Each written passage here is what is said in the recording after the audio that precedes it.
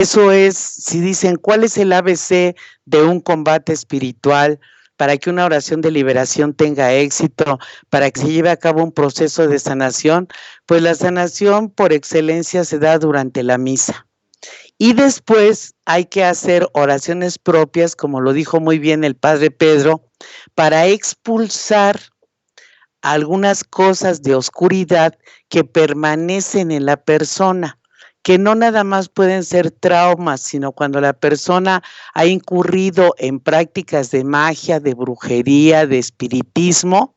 Entonces la persona tiene no nada más que confesarlas, sino además hacer una oración particular para expulsarlas de su vida. Eso es un proceso, como la conversión. Esto de la liberación es un proceso, no se hace con una sola oración, es un proceso. Evidentemente la persona que empieza el proceso debe de tener vida sacramental y buscar, por ejemplo, que si no está confirmado lo tenga, que si no está casada tiene que casarse, que en fin, tiene que tener sus sacramentos en regla. Lo primero es la vida sacramental. En el libro nosotros hablamos de sanar, liberar y exorcizar, pero en realidad el primer capítulo del libro trata abiertamente, fundamentándonos en citas del catecismo de la Iglesia Católica, el catecismo editado por Lumen, que hizo publicar Juan Pablo II para unificar los catecismos, habla del combate espiritual, porque textualmente en el apartado del bautizo, el catecismo nos dice que cuando una persona nace y toda su vida durante la tierra hasta que se muere, su vida sobre la tierra va a ser un continuo combate espiritual contra las fuerzas del mal. Así nos habla San Juan, el evangelista, cuando nos dice que es el espíritu del mundo. Entonces, el espíritu del mundo agregado o agravado más bien por prácticas mágicas, esotéricas, de intercambio espiritual, pues va a traer sobre la persona no nada más la fatalidad de una ausencia de Dios por la falta de vida sacramental, sino se expone gravemente porque ya empieza a tener tratos directos, no nada más con un espíritu del mundo, sino con el espíritu de Satanás. Entonces nosotros hablamos en el primer capítulo sobre lo que es el combate espiritual, les repito, fundamentado siempre, y ahí vienen anotados los apartados correspondientes al catecismo, donde se explica por qué es un pecado, por qué hay un pecado del mundo, por qué el católico de a pie, el católico normal, debe de aprender a hacer combate espiritual.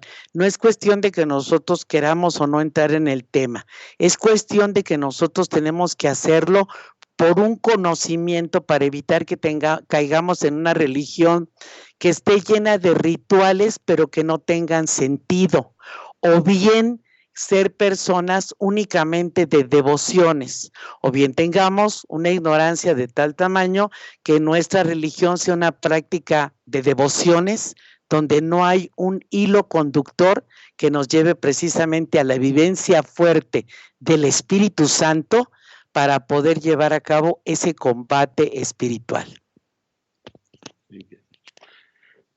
En el segundo capítulo, sobre el mundo de Dios y el combate espiritual, la Biblia dice: yo soy Yahvé tu Dios, que te he sacado del lugar de tu esclavitud. Después dice: no profanes mi nombre divino, en Levítico. Conserva la tradición de los apóstoles, porque donde está el Espíritu Santo de Jesús, allí hay libertad. Porque Dios no nos ha dado un espíritu de cobardía, sino de poder, de amor y de dominio de nosotros mismos. Segunda de Timoteo 1:7. Ahora bien, yo nací en una familia de ateos, y así me enseñó mi papá a nunca nombrar a Dios. Y mi mamá era de las que nunca salían de la bruja, y entonces vivía a 2 pasos esta bruja, Y mi hermana gemela y yo y mi hermano mayor estábamos hartos de que la bruja nos pasara polvos y oraciones raras y cosas raras de ella. Total que teniendo 4 años decidimos no ver a la bruja para nada, pero mi mamá seguía con eso. Recuerdo que también ese mundo de brujas y de brujos son cosas en las cuales ahora viéndolas bien, como Jesús también se tuvo que enfrentar a ese mundo normal, porque cada vez vemos que hay, antes de ahora, una tonelada de brujos y brujas que cada día aumentan más. En los seminarios a veces no nos dan ese tema directo, no porque se tenga que ver directamente. ¿Por qué? Porque hay veces que uno tiene que tomar primero las bases teológicas y filosóficas, pero tenemos que también tener una cultura de lo que sufren nuestros papás, nuestros seres queridos, nuestros vecinos, etc. A mí, ahora como sacerdote, a veces me dicen, digo mentiras en las confesiones, digo mentiras, o lo que sea. Digo, y al final yo pregunto, ¿y tú has ido a alguna limpia? ¿Tú sabes qué significa que te hayas limpiado con huevos, con ramas, con pirul, con todo este detalle que hacen el brujo? Cuando le hacen a una persona una limpia con huevo, el brujo, con el huevo, para el brujo, el huevo no es un blanquillo que Dios nos ha dado para comer. Para el brujo, el huevo es un animal que significa Satanás. Y con este huevo, simbolizado así, entonces es para quitar el bautismo de la persona, para quitar toda la ayuda divina y el poder de Dios. Y en aquel momento le dice, ahora se ha abierto tu cabeza está abierta. ¿Por qué? Porque ya ha salido el demonio por esta limpia de huevo. Cuando a uno le hacen un círculo de fuego y lo ponen allí, aunque le hagan rezar oraciones de Padre Nuestros y Ave Marías o credos, o con la misma Biblia que le recen, todo el mundo, esto lo hace la finta, la bruja o el brujo, para hacer creer que realmente es un rito católico. Y entonces, en aquel momento, la persona está tranquila, pero es al revés. El círculo de fuego significa meterlo en el infierno de Satanás y casarlo con Satanás. Y entonces, Satanás ya tiene todos los derechos y deberes para atacar a esta persona porque ya ha quedado como esposa de él. Después también vemos, pero es que rezó Padre Nuestro y Ave María, sí, pero la bruja lo hizo para burlarse de Dios. ¿Por qué? Porque te estaba consagrando a Satanás. Hay cosas o ritos especiales que hay que buscar, que es un combate espiritual, donde tu espíritu o es de Dios o es del demonio. A mí me ha tocado, pongamos, con seminaristas, que también como yo, fueron llevados por sus papás al brujo, y ellos entonces tienen una incapacidad espiritual para poder entender la teología y entender la filosofía. De por sí la filosofía tiene sus, que son más difíciles, me refiero. No sé por qué inventaron tanta filosofía. Entonces, quiero decir que en el fondo necesitamos un combate de hacerlo bien, pero todos tenemos un historial espiritual que tenemos que valorarlo ante la verdad de si o no mis papás o mis abuelos también practicaron brujería o no. ¿Por qué? Porque por herencia de mis padres, de mis abuelos, yo también he recibido lo bueno de ellos, pero también lo malo de ellos. Vamos a pasar el tema a María. Es verdad, hemos atendido a lo largo de 25 años gentes de todas condiciones sociales y de todas las profesiones. Desde una señora que vende en un mercado hasta el más encumbrado subsecretario de Estado, pasando por una gama muy grande de sacerdotes, religiosas, seminaristas y gente que además pertenece a otros movimientos dentro de la iglesia, aún siendo laicos y que son gente de sacramentos, Pero cuando la persona, como dijo muy bien el padre Pedro, ha tenido visitas a brujos, a hechiceros o a prácticas de adivinación, la cosa más tonta como puede ser una lectura de cartas, o a lo mejor hay un seminarista, como dijo el padre Pedro, que está estudiando para sacerdote, pero resulta que su abuelita iba al espiritista. Nosotros nos damos cuenta que las personas no tienen la misma capacidad de comprender el mundo y se ve vejada su capacidad para aprender las cosas cotidianas. Lo que nos da la vida de la gracia de Dios, la vida del Espíritu Santo a través de los sacramentos, es un estado de conciencia. Las personas acostumbran no ir a misa más que cada domingo, porque no les nace. Entonces no es cuestión de que nos nazca, nosotros nos bañamos porque tenemos necesidad de bañarnos y comemos porque tenemos necesidad, no nos esperamos a que nos nazca. Eso lo reiteramos en el libro. El libro, les repito, no es un libro teológico. Nosotros quisimos escribir para todas las personas en base a tanta experiencia y a tanta vida que parecía perdida. Por ejemplo, hay una serie de casos a partir de la página 14, donde hablamos de cómo nos traían personas que las sacaban inclusive del manicomio. O sea, por ejemplo, tuvimos el caso de un joven de 14 años que él iba a empezar la preparatoria de manera prematura porque era muy brillante y de repente empezó a comportarse de una manera absurda, violenta, amenazaba a su familia con cuchillos siendo una buena persona, y eso se debía, el padre, su papá y su mamá nos lo trajeron amarrado, y porque le habían dicho que tenía que estar en el manicomio porque era una persona violenta y le declararon una esquizofrenia y entonces lo trajeron. Porque el papá lloraba mañana, tarde y noche porque obviamente su hijo primogénito no quería dejarlo, abandonarlo en un manicomio de por vida. Cuando nosotros hicimos oración por él previa confesión de los padres que estaban alejados de los sacramentos, entonces el papá nos habló durante la oración y nos dijo, miren, mi mamá invoca espíritus y ella vive en el departamento de arriba de nosotros. Cuando nosotros hicimos una llamada oración de corte de todo el espiritismo que practicaba la abuela paterna, el muchacho empezó a recobrar la conciencia. Y en una sesión de oración de 3 horas y media, el joven recuperó totalmente su conciencia y es un muchacho que ahorita ya se graduó en la universidad. Nosotros no estamos tratando de caer en una especulación absurda, ni tampoco en un idealismo barato, en que decirles que todos los problemas se van a solucionar con oraciones de corte y de renuncia, ni haciendo oraciones de liberación o recibiendo exorcismos. En este transcurso de estos años nos hemos dado cuenta que rara vez una persona necesita un exorcismo, sea menor o mayor. ¿Por qué?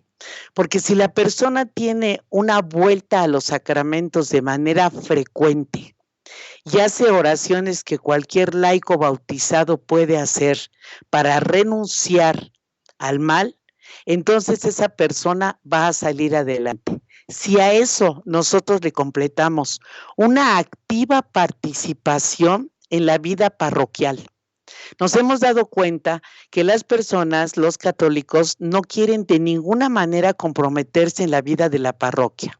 No voy a pastoral porque no tengo tiempo, o se me hace ñoño, o yo soy superior y yo pienso de otra manera, entonces no. ¿Cómo es eso de que yo tengo que ir a participar en esto, en lo otro? Nos hemos dado cuenta que las personas abandonan la parroquia, que si bien van a misa, eso si les nace, cometemos otro error. La parroquia es el núcleo donde vivimos la unidad del Espíritu Santo que estamos obligados a vivir, porque el Espíritu Santo lo que hace en nosotros es quitar los desórdenes. Los sacramentos nos sacan del desorden. Hay muchas personas, por ejemplo, dicen, no, es que la sexualidad es mala. La sexualidad no es mala. Dios tendría que haber estado loco para pensar que la sexualidad es mala. Lo que es malo es el desorden en el ejercicio de la sexualidad, la promiscuidad, el adulterio, la fornicación. De la misma manera, cualquier desorden causado por una adicción tiene una raíz de desorden en el interior de una persona. El Espíritu Santo lo primero que hace cuando una persona toma sacramentos es buscar la unicidad del ser humano y es capaz de llenar la profundidad de una persona para evitar que el vacío lo haga caer en un desfasamiento donde esté causando cierto tipo de adicción, porque las adicciones no nada más son al alcohol, a las drogas, puede ser una adicción al trabajo, una adicción al mal carácter, una adicción al sexo, una adicción al fútbol, es decir, un desorden. Ya no se disfrutan de las cosas, sino hacemos que las cosas nos posean a nosotros. Entonces, en la página 14 concretamente hablamos de casos que hemos atendido de personas que han tenido que salieron, gracias a Dios, adelante. Yo no digo que todos, yo no estoy diciéndoles a ustedes que toda la panacea sean las oraciones de liberación, pero sí estoy convencida, en los 40 años de los 67 que tengo en este ministerio, de que la vida sacramental y la vida de este tipo de oraciones nos otorgan una libertad que Dios quiere que tengamos para poder ejercer un mundo diferente y ayudar a sanar las estructuras sociales, las estructuras políticas, las estructuras de todo tipo, porque nosotros ejercemos esa maldad, como lo llama San Juan, del espíritu del mundo, porque tenemos una visión torcida de la realidad, alejada de lo que es verdad. No les estamos hablando de una religión ñoña, ni de una religión infantil, ni de una religión enajenante. Les estamos hablando de una práctica sana que Cristo nos ha dejado y que la mejor herencia que nos pudo dar fue su gracia, la vida en el Espíritu Santo. De eso se trata este libro, no tanto de exorcismos, porque el exorcismo lo necesita una persona que ya perdió contacto con el mundo. Es una persona que ya no puede confesarse. El exorcismo es un recurso de emergencia, no así las oraciones de liberación. Las oraciones de liberación, todas las personas deberían de hacerlas. Le cedo el micrófono al Padre Pedro. El otro día vino una señora que su vecina estaba siempre peleando con ella y se fue al brujo y el brujo le dice, usted tiene que hacer este combinado, tienes que tirarle en la puerta de tu vecina canela molida mezclada con otras cosas que te voy a dar, y al marido se le va a ir y va a dejar a esta mujer sola. Vas a ponerle pimienta con sal y chiles para que ellos tengan pleitos y se separen. Y vas a tirar agua, etcétera. Y resulta que a la mañana siguiente ella fue y se enteró de que después de tirarle en la noche todos estos desastres de brujería, amaneció la señora, su vecina amaneció muerta. Y entonces viene conmigo y me dice, padre, ¿y ahora qué hago por el bien de esta persona? Yo le dije, confiésate, comulga y ofrece durante 2 semanas todas las misas para que se salve esta señora. Hicimos una oración de cortar todos los males de brujería que ella le había tirado y de perdonarla bajo condición de que estuviera arrepentida de sus pecados. El hecho es que cuando una persona manda una brujería contra alguien, los demonios enseguida tienen permiso para dominar la mente, dominar el cuerpo y dominar el trabajo y toda la economía de esta persona. ¿Por qué? Porque los demonios han tenido un permiso de un ser humano para dañar a alguien. O es a veces para destruir una familia. O darle un potingue en la comida, en el desayuno, en el trabajo, para que esta persona rechace a su familia y se meta con su compañera de trabajo. Hoy en día hay mucha brujería para conquistar y romper matrimonios y casarse con otra persona diferente. Entonces, dentro de esto también valoramos una cosa sencilla, pero que es tremenda. Dice, la bruja me dice, te vas a ser rica, pero a los 50 años tú quedarás inválida. Dice, padre, ¿cómo es posible que mi madre a los 50 años quedó inválida y aquí la traigo? Dice, y tú vas a morir, a otra persona le dice la bruja, tú vas a morir de 30 años, y murió a los 30 años. ¿Y eso por qué? Porque ella no es Dios, pero los demonios también tienen un poder de haber sido, al abrir puertas que no son de Dios, el demonio también tiene un poder que Dios le ha permitido tener, y en este caso se han roto los derechos y los deberes que Dios tenía para el bien de esta persona por acudir a una brujería. Nosotros tenemos los síntomas de la brujería que vamos a detallar. A ver, espero que ninguno de ustedes tengan estos síntomas. Primer síntoma de la brujería es que te despiertes a las 3 de la mañana y tengas insomnio.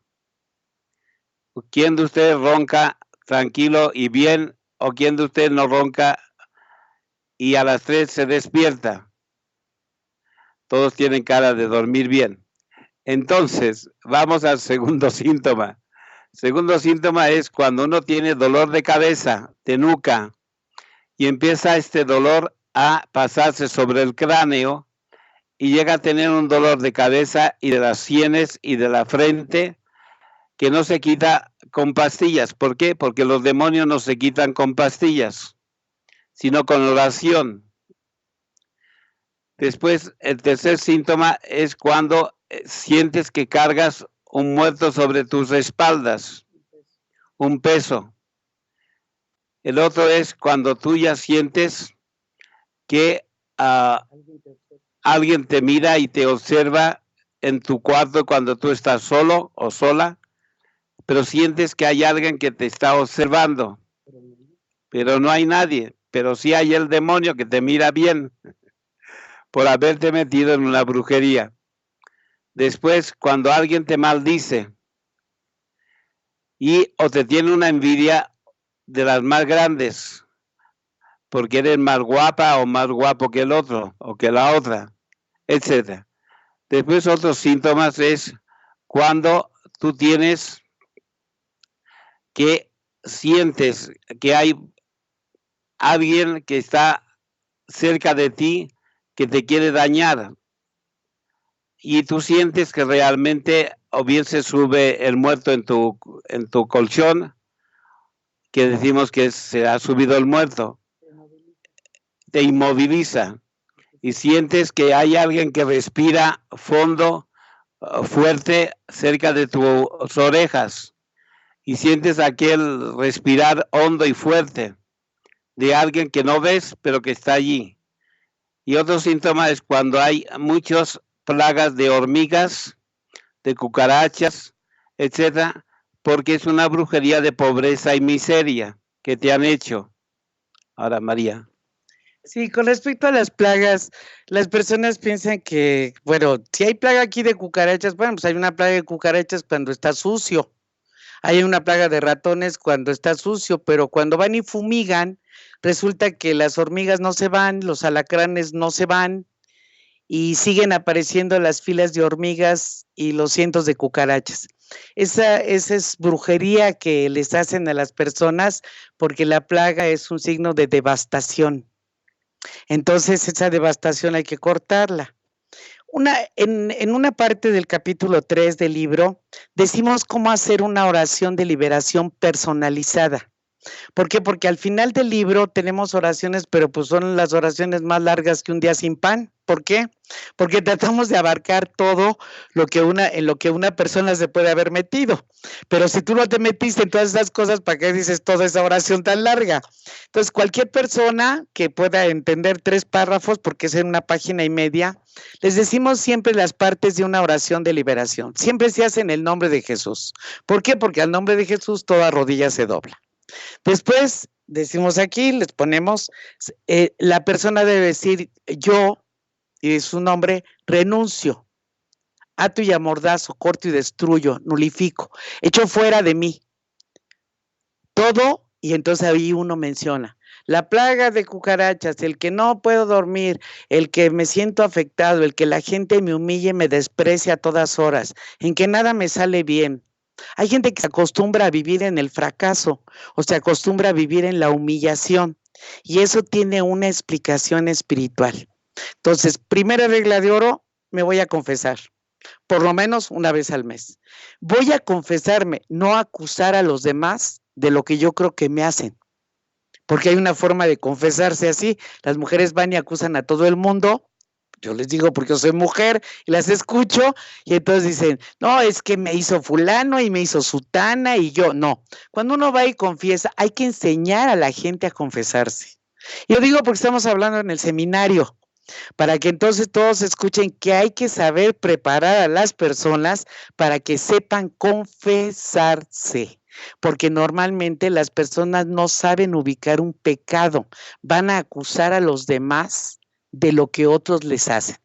Una vez que el sacramento de la confesión es válido, porque si una persona miente, etcétera, las restricciones que tiene, uno tiene que ser asiduo a la misa.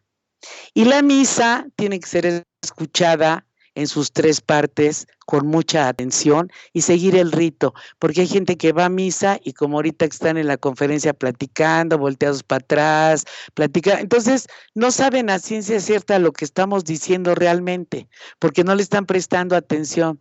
Entonces lo que van a decir es alguna colita de alguna frase que dijimos, pero que a lo mejor está mal entendida. Así acostumbramos ir a misa. Estamos viendo las paredes a ver a qué hora se acaba, o viéndonos los zapatos o las uñas o al vecino. Entonces, la gracia que porta la misa, pues la dejamos pasar de largo porque no prestamos atención. A mí me asombra que cuando las personas vienen y dicen, hay gente, por ejemplo, que es joven y que no se le acercan, por ejemplo, más que si son chicas, hombres casados. No, es que tú eres el amor de mi vida y mira, y voy a dejar a mi mujer por ti, porque tú. Pues ahí evidentemente la gente piensa por las telenovelas baratas que pasan en la televisión que está justificado un supuesto amor entre comillas y no se dan cuenta que están cayendo en una red del demonio, pero del tamaño del mundo, porque el adulterio es una cosa muy, muy grave y esas consecuencias se tienen también en la familia. Entonces, les invitamos a que ustedes, por favor, lean el libro. No lo hicimos para vender libros, lo hicimos porque en conciencia sentimos que la gente necesita una información que sea muy clara, muy directa, que le saque de muchas cosas que ahorita se practican. Por ejemplo, ahorita les ha dado por traer a todo el mundo pulseras rojas. Y aunque tengan medallas de San Benito, medallas de la Inmaculada y traigan crucecitas, las pulseras rojas salieron de una práctica de magia blanca que está supuestamente fundamentada en la cábala, pero no es la cábala de los judíos, es una mezcolanza que hizo una cantante norteamericana y entonces es una práctica de magia blanca. Esa magia blanca, por más inocente que te parezca, le va a abrir la puerta al diablo y al rato vas a estar metido en un montón de problemas porque el diablo lo que le encanta es ir ganando terreno en tu vida. El demonio no se te va a aparecer y te va a decir soy dueño de tu vida y te voy a matar, porque no lo puede hacer, porque la vida es un don divino. Entonces, no puede aparecerse para hacerte eso, pero sí puede causarte pánico, llevarte a la angustia, al miedo, a la desesperación, a la soledad, al suicidio, eso sí. Hay una tradición en la iglesia, hay un libro excelente también de la Bach, de un padre benedictino, que nos habla del demonio del mediodía. El demonio del mediodía es un demonio que es bíblico, que causa que la persona empiece a aislarse de los demás. Lo empieza como a secuestrar, nada le parece, se pelea con todo el mundo, lo aísla, y el fin último es que lo lleve al suicidio. No les estamos hablando de cosas tontas, no queremos convencerlos de algo, queremos que aprendan y que en base al aprendizaje que tengan, ustedes tomen una decisión de qué es lo que quieren en su vida. Como repito, una religión enajenante no nos sirve para nada. Nos sirve una religión sana. Tampoco nos sirve una religión ñoña llena de tonterías y de supersticiones. Nos sirve una religión donde vayamos madurando y vayamos creciendo en nuestra personalidad hasta ser personas íntegras, hasta ser personas humanas realmente. Padre. Bien, un caso práctico. El otro día vino un sacerdote, dice: padre, soy amigo de un santero, y el santero me dijo toda mi vida pasada, todo lo que he sufrido, todo lo que he conseguido y lo que me falta conseguir. Me dijo tantas cosas que yo le creí, y al final sentí la obligación de decirme a mí mismo que este brujo sabía más o me quiere ayudar más que el mismo Jesús, siendo sacerdote. Y entonces dice: ahora le creo más a este santero que a Jesús. Dice: pero tú dices misa, pero tú haces sacramento, tú haces de todo. Sí, pero este me ha adivinado todo. Entonces, tenemos que también hay casos de religiosas que se van a curar con brujos y con santeros, etc. Para valorar todo esto tenemos que buscar una verdad divina, que es: solo Jesús nos ha salvado. Los demonios nos van a destruir en su infierno. Y para terminar, quisiéramos que ustedes nos hicieran alguna pregunta, por favor, de lo que ustedes deseen. ¿Nadie quiere saber nada?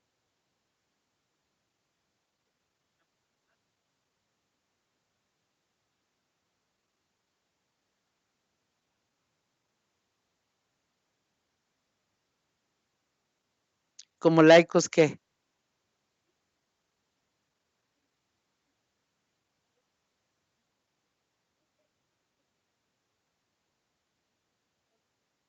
Sí.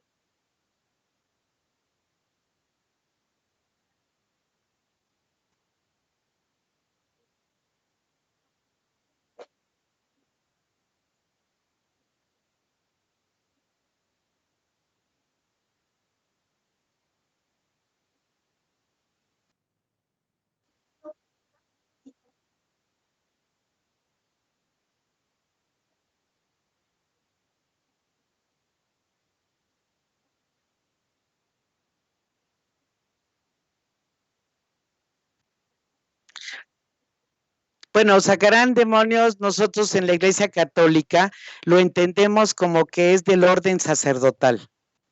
Lo de sacar demonios es exclusivamente del orden sacerdotal.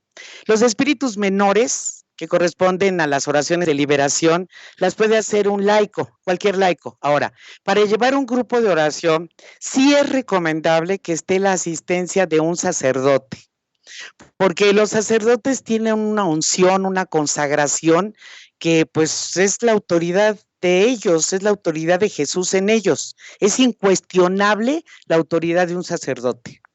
Un laico no puede mencionar la palabra, o sea, que digan, yo te exorcizo a ti, no. Porque entonces el demonio que es legalista se le va a venir encima a la persona y le va a destruir la vida. Hay exorcismos donde los exorcistas que no están bien preparados llegan a morir. y son sacerdotes nombrados por un obispo, que son exorcistas nombrados, titulares. Entonces, es peligroso. Lo que recomendamos, las oraciones además carismáticas, yo provengo de antes de la renovación carismática, y la renovación carismática pues realmente está abocada a hacer oraciones de alabanza y de liberación, pero de una liberación grupal que sea, me van a perdonar la palabra, pero como fresa, ¿no? O sea, light. ¿Por qué? Porque las oraciones que son más precisas y más fuertes corresponden al orden sacerdotal. Eso es innegable. Entonces, hay laicos que están preparados, pero aunque el laico esté preparado, no tiene la unción del sacerdote. ¿Sí? No tiene la misma gracia. Por más que el laico sea una buenísima persona, haga caridad, haga obras de misericordia, obras de reparación, que esa es otra parte muy larga, ¿eh? Porque no nada más, miren, cuando la persona empieza a tener una conversión por un problema que tuvo de brujería o de una vejación del diablo a cualquier nivel, la persona empieza a tener una conversión y se acerca nuevamente a los sacramentos. Entonces la persona empieza a retomar la comunión, la confesión, empieza a ir a misa, empieza a rezar. Pero eso no es todo, ese es el principio. ¿Por qué? Porque está la participación en la vida parroquial, que es la vida de comunidad, en donde Dios nos va lijando, nos va limando nuestros defectos y nuestras miserias interiores. Y después nos queda la vida de las obras de reparación, que ese es todo un tema. No son obras de misericordia, son temas de obras de reparación. Por ejemplo, yo dirijo un comedor para peregrinos pobres en la Basílica de Guadalupe, en donde diario damos entre 300 y 500 porciones de alimento. Dirijo un comedor en la Catedral Metropolitana. De hecho, esto que traigo puesto es mi uniforme. En la Catedral Metropolitana damos cerca de 800 o 1000 alimentos cada sábado. Con el Padre Pedro en la iglesia tenemos 23 años de hacer los Viernes de Misericordia como una obra de reparación al corazón de Jesús por los pecados de la iglesia, en donde atendemos gente en calidad de calle. Atiendo un comedor en la zona de la Merced, en la Soledad, la iglesia de la Soledad, y otro en la iglesia de San Juan Diego. Es decir, el laico no nada más es, hago las oraciones de liberación, sino el demonio tuvo que haber venido a mi vida por algún pecado grave. Entonces, ese pecado grave, si ustedes leen el catecismo, exige una reparación.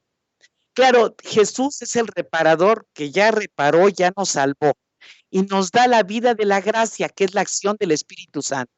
Para que nosotros tengamos crecimiento en el Espíritu Santo, frutos del Espíritu Santo, necesitamos avivar la vida de la gracia. Nos exige la participación en la vida de la parroquia y nos exige la participación en las obras de reparación, aparte de las obras de misericordia, aparte de cubrir el diezmo. Por ejemplo, hay poca gente que en realidad cubra el diezmo como la 10ª parte de su salario recibido en un año. Entonces, no se dan cuenta de que estamos mal informados y vivimos una religión como nosotros queremos vivirla, no como la iglesia nos la está pidiendo. Entonces, a la hora que le abrimos la puerta al diablo, claro, se va hasta la cocina, pero si no le abre la puerta al diablo, de todos modos, como dice el catecismo, fundamentado en la frase del Evangelio de San Juan, está el espíritu del mundo. Entonces el espíritu del mundo te dice, ve televisión 6 horas, ¿para qué rezas el rosario? Eso es una cosa de viejitas. O, ¿para qué quieres ir al grupo parroquial si te cae gorda fulana y sutana? Mejor, pero a la hora que se presenta un problema, quieres un exorcismo. Pero es que los exorcismos no son para todo el mundo, se los repito. Hay una mala información al respecto. Lo primero es que debe de haber un apego. Ahora, con respecto a la preparación del laico, cuando nosotros hacemos oraciones en grupo, empieza a gritar alguno porque, bueno, pues alguno llegó a la oración y no tiene sacramentos y no tiene vida de Dios.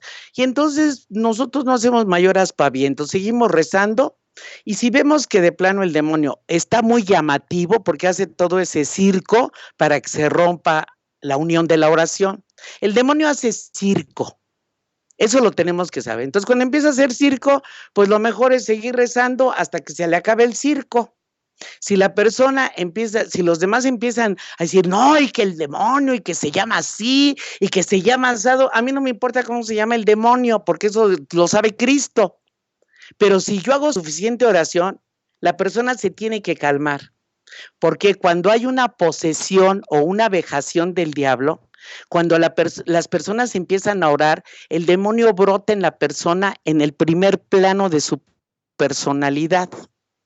Entonces, cuando tú oras con la persona al oído, ya sea que tengas don de lenguas y ores con lenguas, o bien que repitas María, María, o le dices tú en tu interior, aunque el otro esté blasfemando, echando espuma por la boca, tirado en el piso, queriéndote ahorcar, de todos modos tú le dices, la persona te está oyendo en su segundo plano, porque ella misma no sabe, no puede controlar el cuerpo porque es el demonio el que está en el primer plano. Entonces tú le dices, cálmate.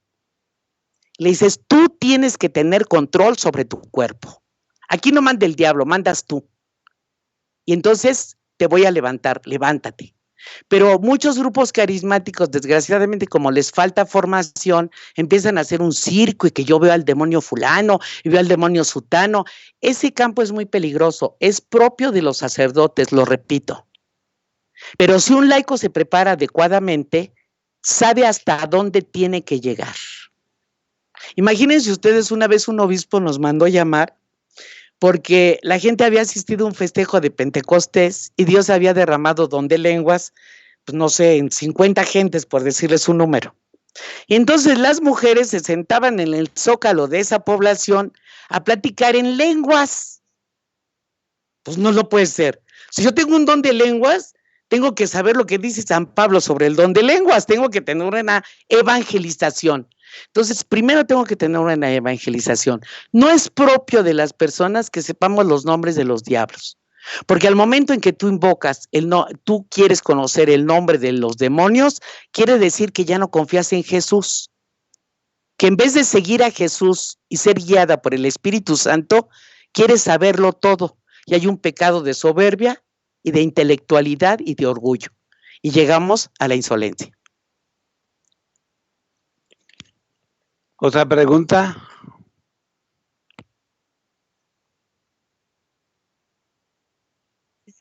Bien, vamos a decir un caso.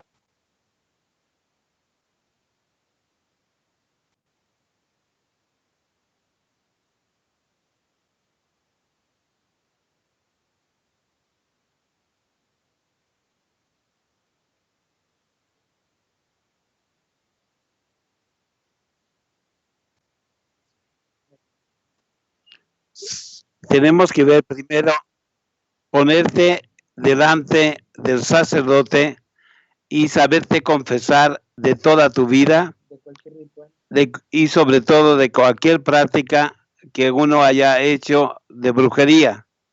Primero hay que cumplir con Dios para que estés limpia con la sangre de Jesús que pone el sacramento de la confesión y te pone el Espíritu Santo para que tú vivas en gracia de Dios. Después puedes hacer oraciones de liberación que no son de exorcismo, porque esto de liberación puede hacerle un laico, porque lo hace en nombre de, así como el Padre Nuestro dice, líbranos de todo mal. Entonces uno puede también entonces liberar del mal, y cuando ya son casos, como decías muy bien, de magia negra en grado sumo, es preferible que no juegues tu vida. ¿Por qué? Porque el demonio tiene, si tú te metes en su terreno, él en aquel momento puede decirte, yo aquí domino y aquí hago algo superior a lo que tú te crees que yo no voy a hacer. Quiero decir que te has metido en un terreno difícil. Hemos tenido casos, como decía María Teresa, que el sacerdote, 2 sacerdotes hicieron un exorcismo y después se estrellaron y murieron. Y yo quisiera que fuera una realidad, porque pongamos otro caso que tenemos nosotros. Hay muchos brujos que tiran gallinas en la puerta de la iglesia. Y muchas iglesias son atacados por santeros y por brujerías. y los sacerdotes quedan enfermos y algunos hasta han muerto. Y los obispos a veces no están preparados en estos temas y dicen se murió del corazón, pero uno sabe que no es verdad, que la brujería es porque llega a tener un poder maligno y si el sacerdote no reza lo debido, no vive su fe, no vive una unión verdadera con Jesús, pues resulta que no tiene un poder de Jesús y también puede tener una muerte provocada por esta falta de fe. Es importante saber que las oraciones de liberación las debemos de hacer por nosotros mismos o miembros de nuestra familia, que sepamos que no están involucrados en cosas de magia negra o cosas fuertes como la santería o el culto a la muerte. Eso está reservado a los sacerdotes. Entonces, por favor, cuando ustedes tengan un caso así, ustedes pueden hacer oraciones de liberación por ustedes. O sea, yo renuncio, yo corto, yo destruyo, nulifico, echo fuera de mí, ¿sí? Pero si ustedes saben, por ejemplo, que tienen una tía que es santera y que la tía les dice, ya me arrepentí de todo y quiero que tú ores conmigo, no, primero te vas a confesar. Primero dejas la santería, primero vas a confesarte, a comulgar, asistir a misa frecuentemente y reza tú sola estas oraciones delante del Santísimo, porque si no están exponiendo su vida. Eso quiero dejarlo muy claro porque es importante. Es importante que ustedes conozcan que sí hay riesgos, que sí hay peligro. Con respecto a la chica, lo que preguntó de que si todas las personas pueden usar aceite o sal bendecida, sí. Los sacramentales de la iglesia para estos casos es la sal, que es desde época muy antigua. El aceite, que nosotros acostumbramos usar aceite de bebé porque no se hace rancio, entonces una crucecita, cuando la persona tiene pensamientos suicidas o pensamientos de mucha derrota o de muy tristes o que las personas se consideran que son muy feas, que no van a salir adelante, eso es una vejación del diablo, es una vejación del mal. Hay muchos grados de vejación del mal que no tienen que llegar al exorcismo, sino que la persona puede trabajar. El agua también la pueden usar ustedes para ponerla en un aspersor, rociar su ropa, sus zapatos, los lugares donde ustedes consideren que allá hay algo o hubo algo que fue un objeto de magia, pero también hay que sacar de nuestras casas los objetos que están ritualizados para la magia. Por ejemplo, hemos podido detectar a lo largo de los años que los artículos, las pirámides, los dioses hindúes, sobre todo la diosa que tiene varios pares de brazos, las figuras de los dioses chinos, todo esto, elefantes con la trompa hacia arriba, en fin, cosas que mencionamos en el libro que parecen cosas culturales de otras culturas, pero que en realidad son símbolos religiosos, están a veces ampliamente trabajados desde su origen, aunque los hayan comprado como un recuerdo de un viaje. Entonces hay que quitar esas cosas, hay que sacarlas de la casa.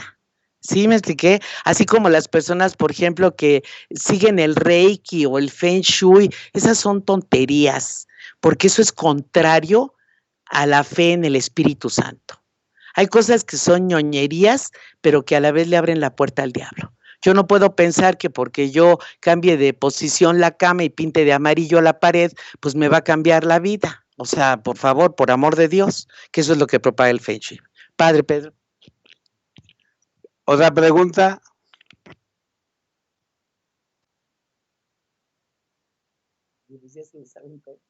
¿Ya se lo saben todo? ¿O está más enredado que antes?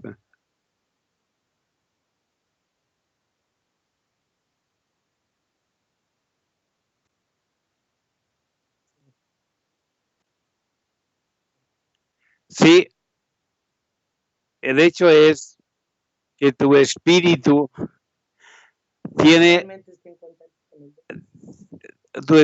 es propenso a recibir cargas fáciles o cargas difíciles, pero el mal y el odio o la intencionalidad misma del guión de la película puede provocar un estado que tu sistema nervioso no es capaz de digerir y de valorar. Y el ver como hay personas que se clavan 15 películas de terror en una semana porque se ven por todas partes, pero ya es un engaño paulatino que poco a poco hace que tu sistema nervioso se habitúe a resistir más de la cuenta. Y en aquel momento la manipulación con que está hecha también la película es para que tu espíritu también sea cobarde y sea una puerta abierta para Satanás. ¿Por qué? Porque tu sistema nervioso no está controlado por Dios y lo dejas tú abierto, y en aquel momento pues se clavan también presencias del mal en aquel odio, en aquella película de un guión fuerte. Es igual como la pornografía. Si uno ve pornografía, en aquel momento también uno dice, a mí no me hace daño. Muchos casados dicen, yo soy adulto y lo puedo ver todo, ¿sí? Pero llega un momento que el demonio, por el exceso de placer y después de estar viendo indignamente a una persona que no es digna, precisamente que tú la destroces con tu mirada y con tu sistema nervioso de querer tener masturbaciones y otras cosas. Pues llega un momento dado que en aquel momento ya no eres tú, sino que ya es otro ser que hay en ti que provoca que la película pornográfica te dañe en lo profundo de tu ser. ¿Por qué? Porque ya no eres tú. ¿Otra pregunta? ¿O ya nos vamos?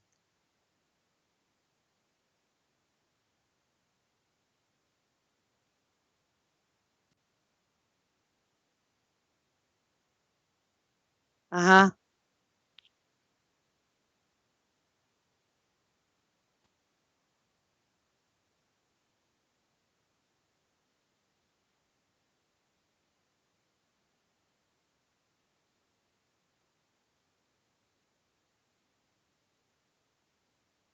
Así es.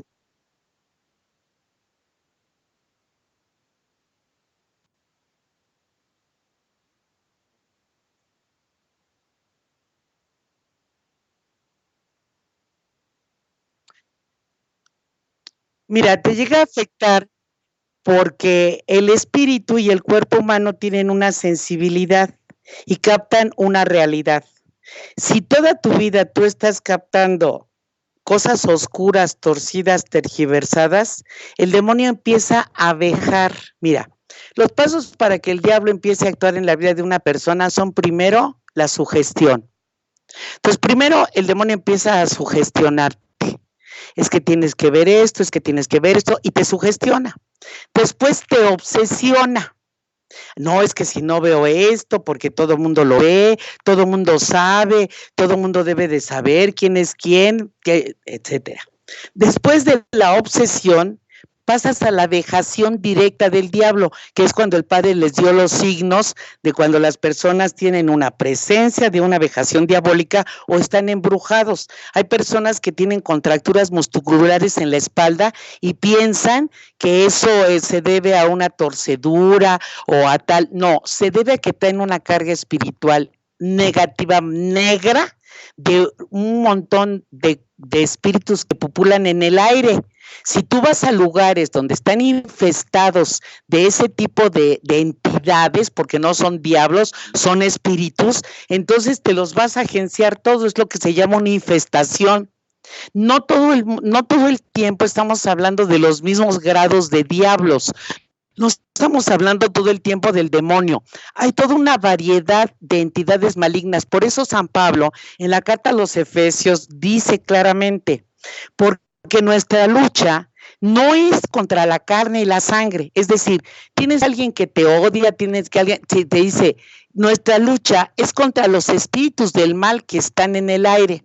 Santa Hildegarda de Bingen, santa y doctora de la Iglesia, que Benedicto XVI la hizo doctora de la Iglesia, tiene un tratado tiene varias obras, pero está súper reconocida porque el Papa de su época y Bernardo de Claraval le mandaban gente para que las exorcizara ella, porque tenía un don de visión y muchísimos dones del Espíritu Santo, pero tenía un don de liberación y de exorcizar a la gente muy llamativo.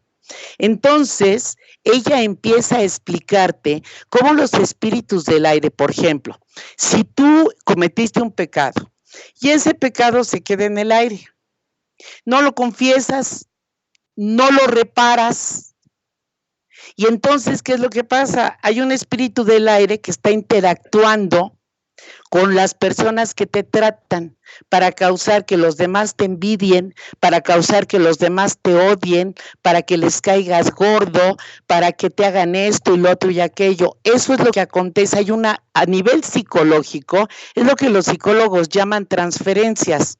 La vida espiritual, la vida de la gracia, supera en todo cualquier doctrina psicológica. Y el problema que tenemos ahorita en la Iglesia Católica es que todo el mundo quiere explicar la teología y los eventos del Espíritu Santo a través de la psicología. Es un error garrafal, porque Dios es Dios y se basta a sí mismo para darnos todo el poder de su gracia, para prepararnos, para evitar que caigamos en daños. Pero la modernidad nos vende cosas para tratar de agenciarse de nuestras almas y tenernos todo el tiempo dormidos, embrutecidos, para que nosotros no podamos vivir en Dios ni seguir su voluntad. Sí. A ver, la última pregunta.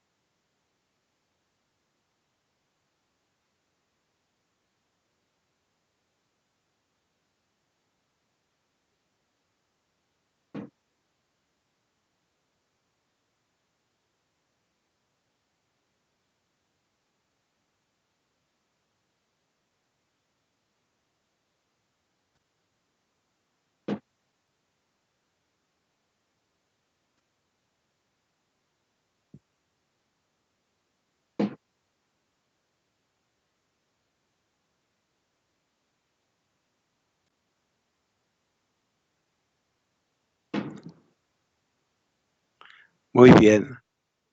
Hay en teología frases fuertes que dicen que una persona que ha muerto ya directamente tiene la obligación de irse al lugar de un juicio particular, donde enseguida Dios lo lleva al lado que le corresponde. Tenemos casos de más de millones, más de 3, 4 millones de casos de personas que han muerto y han regresado a la vida y son tenidos en cuenta. Ya hay una universidad que estudian estos casos, todo lo que ellos han sacado. Ahora, tenemos que ver también si la persona que aparece también puede camuflarse bajo el engaño de ser un espíritu que toma formas de la persona fallecida. ¿Por qué? Porque se metió en brujería, porque hizo ritos satánicos para que después de muerta ella pudiera regresar al mundo. Y entonces son detalles que también la Iglesia los está estudiando. ¿Por qué? Porque también hay una interferencia en que este espíritu aún no se ha ido del mundo, por decir una cosa, pero estas son cosas que aún la Iglesia no ha definido porque no lo puede hacer aún. Sí lo ha definido en el catecismo, pero en los congresos internacionales de exorcistas, donde inclusive hemos sido ponentes, no hay un criterio unificado, porque como dijiste tú muy bien, unos dicen que son espíritus del mal que invocaron las personas o que están interactuando, que porque la persona tiene un juicio y se va, como dice, nos enseña nuestra religión, pero hay otros exorcistas titulares que en su momento han tenido experiencias con personas que el espíritu de la abuelita que era espiritista y se quedó en la vida del nieto y lo trastorna. ¿Sí?